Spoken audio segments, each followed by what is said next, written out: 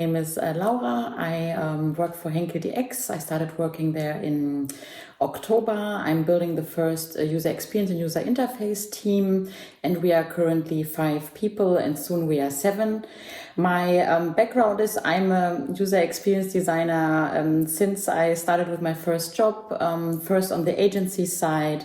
Then I switched to the corporate side, but always on the innovation side.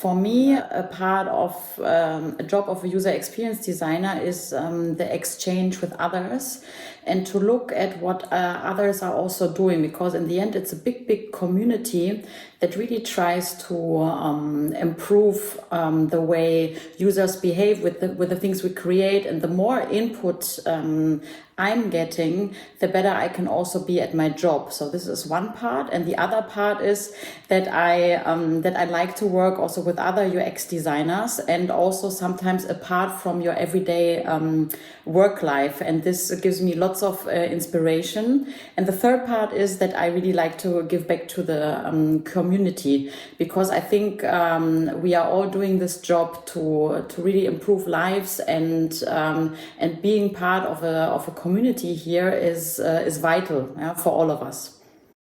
You can feel if a user experience design is good or maybe could be better in the details. So has the user experience designer really created an experience that where the other person on the other side of using the software or website can feel some love?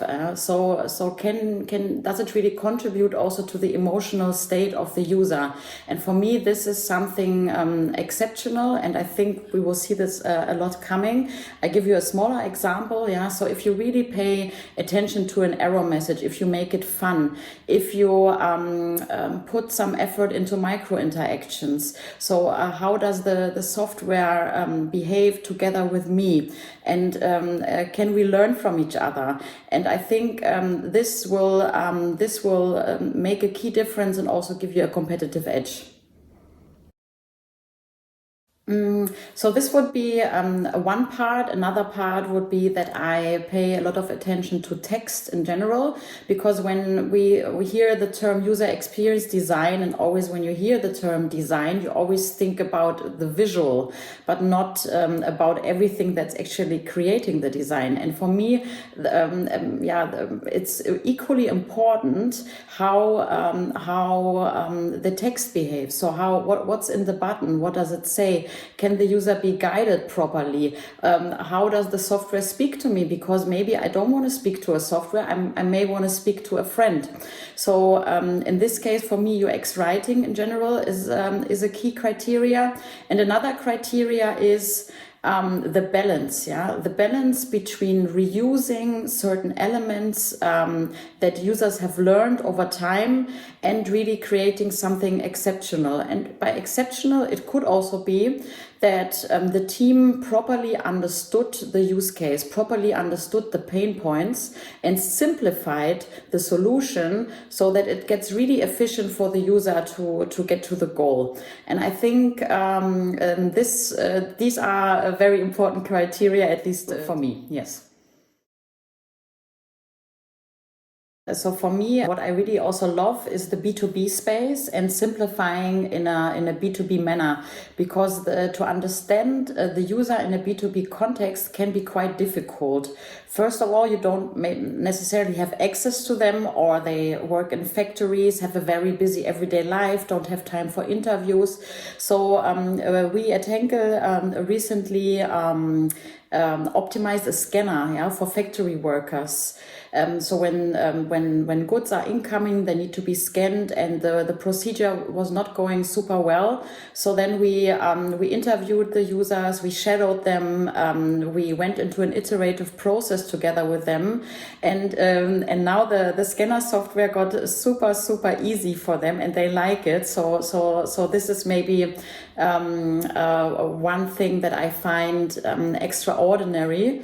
On the other hand, through this whole I mean, of course, we had COVID now, yeah. So there was a huge boost, yeah, in the digital space, especially when it comes to e-commerce products. And here also, we as Henkel, we are experimenting with VR and AR. And I must say that 5 years ago, I would have said this is not a key benefit for a user. But if you have examples where you can try on hair colors because you cannot go to the salon and have somebody consult you, and then you have a small little feature, yeah, where you can try on different hair, and then you get recommendation of what hair color would fit you best. Yeah, it's called Choicify, and this is already live. These are examples that are where the user is in the center, technology is used for the right purpose, and in the end, a great experience can be created. And then I recently got another experience which is called Umami Land. So this was a co-creation with Google where people can explore Japanese food. And here the experience itself was just like playing a game. And it worked very smooth in the browser, and so and this is something I haven't seen like this in this smooth behavior so far. So Umami Land would be another example.